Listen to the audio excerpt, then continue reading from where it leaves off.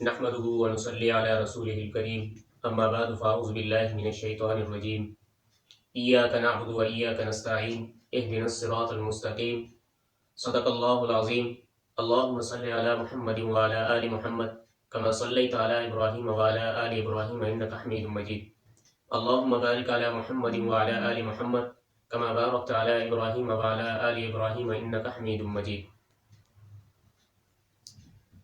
ہر مسلمان مرد عورت پر اتنا علم سیکھنا فرض ہے کہ جس سے وہ اپنی یومیہ زندگی میں صبح کی بیداری سے لے کر رات سونے تک کے اعمال اور مسائل میں شرعی رہنمائی حاصل کر سکے۔ انسان کے لیے اپنے عقائد، اعمال اور اخلاق کو درست کرنا انتہائی ضروری ہے تاکہ دنیا اور آخرت میں سرخرو ہو سکے۔ علماء کرام تقریر اور تحریر کے ذریعے امت کی رہنمائی کر رہے ہیں اور عقائد، اعمال اور اخلاق کی اصلاح کا فریضہ بھی سر انجام دے رہے ہیں۔ بنیادی عقائد، نظریات سے واقف ہونا، یعنی بنیادی جو ہمارے عقائد ہیں اور ہمارے جو نظریات ہیں ان سے واقف ہونا ہمارے لیے لازمی ہے، ضروری ہے۔ نمبر 2، عبادات مثلا نماز، روزہ، حج، زکوٰۃ وغیرہ کی ادائیگی کا طریقہ کار ہمیں معلوم ہونا چاہیے، یہ بھی ہمارے لیے انتہائی ضروری ہے۔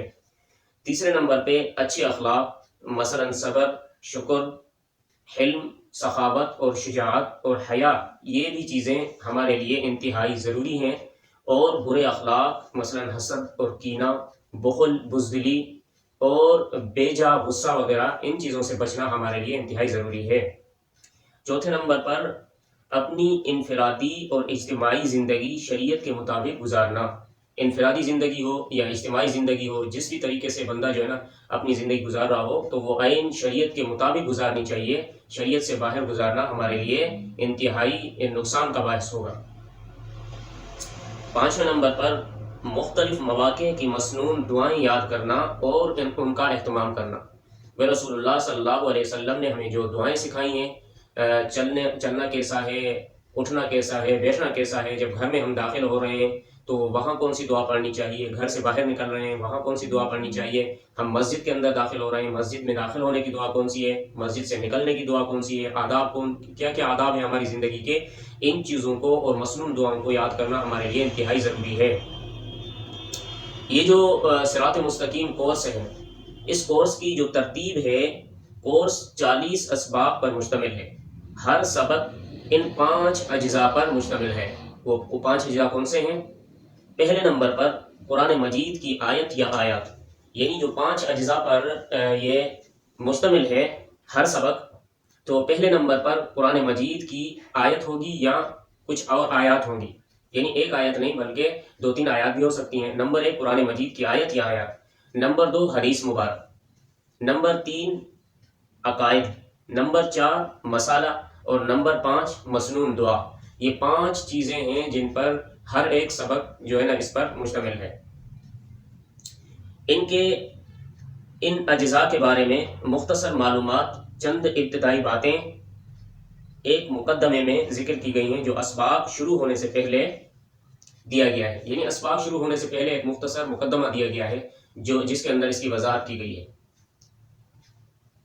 اب اگر جو بھی استاد صراط مستقیم کورس کو پڑھائے گا ان کے لیے کچھ جو ہے نا پڑھانے کے طریقہ کار یہاں پر بتائے گئے ہیں۔ حضرت استاد محترم مولانا محمد الیاس گھومن صاحب دامت برکاتہم العالیہ نے جو اس کے اندر ایک طریقہ کار پڑھانے کا بیان کیا ہے، وہ یہ ہے کہ پہلے نمبر پر کورس کے اسباق شروع کرنے سے پہلے یہ مقدمہ جو ہے نا چند ابتدائی باتیں، یہ ہے مقدمے کا عنوان، اس کو پڑھا دیا جائے تاکہ عقائد اور اعمال کی اہمیت کے ساتھ ساتھ بعض اہم اصطلاحات میں بھی شرکاء کے سامنے آ جائیں، بعض ضروری اصطلاحات بھی شرکاء کے سامنے آ جائیں، یعنی انتہائی اہم کچھ باتیں ایسی ہوتی ہیں جو شریک ہونے والے طلباء کرام ہیں ان کے سامنے یہ باتیں آ جائیں کہ کیا کیا اس کے مقدمے کے اندر جو ہے نا باتیں بتائی گئی ہیں۔ دوسرے نمبر پر کورس کے 40 اسباق ہیں۔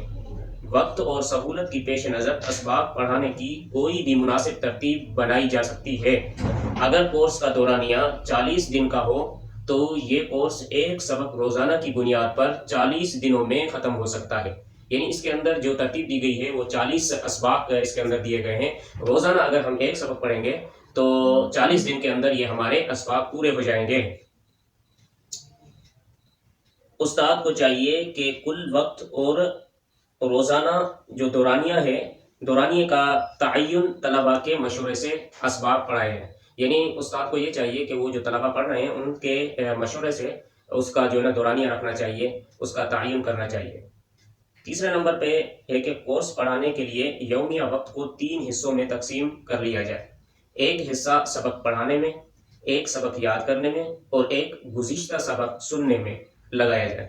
اس طرح انشاءاللہ اچھے نتائج بھی حاصل ہوں گے۔ چوتھے نمبر پر یہ بات لکھی ہے استاد صاحب نے کہ کورس کے اختتام پر شرکاء کو ایک سند جاری کی جائے جو مکتبہ اہل سنت والجماعت سرگودا، ان کا یہ نمبر بھی نیچے دیا ہوا ہے کہ وہاں سے حاصل کی جا سکتی ہے، اسناد تقسیم کرنے کے لیے ایک تقریب منعقد کی جائے۔ ممکن ہو تو مرکز اہل سنت والجماعت سرگودا سے رابطہ کر کے کسی استاذ کو بلا لیا جائے اور اسی کے ہاتھ سے جو ہے نا اسناد کو تقسیم کیا جائے، اور اگر یہ ممکن نہ ہو تو مقامی سطح پر کسی عالم دین کو بلایا جائے اور جو ہے نا اس عالم دین کے ہاتھ سے وہ اسناد تقسیم کر لی جائے۔ اللہ تعالیٰ سے دعا ہے اللہ تعالیٰ ہمیں عمل کی توفیق عطا فرمائے۔ یہ کچھ چیزیں جو ہے نا بنیادی باتیں تھیں جو صراط مستقیم پڑھانا چاہتا ہے ان کے لیے گزارشات یہ استاد جی کی طرف سے لکھی گئی ہیں اس کتاب کے اندر صراط مستقیم کے شروع والے صفحوں میں۔ تو ہمیں بھی اللہ تعالیٰ جو ہے نا محنت سے اور دل لگی سے پڑھانے کی توفیق عطا فرمائے، اور اللہ رب العزت سے دعا ہے کہ اللہ تعالیٰ ہمیں بھی اپنے دین کے لیے قبول فرمائے۔ وآخر دعوانا الحمدللہ رب العالمین۔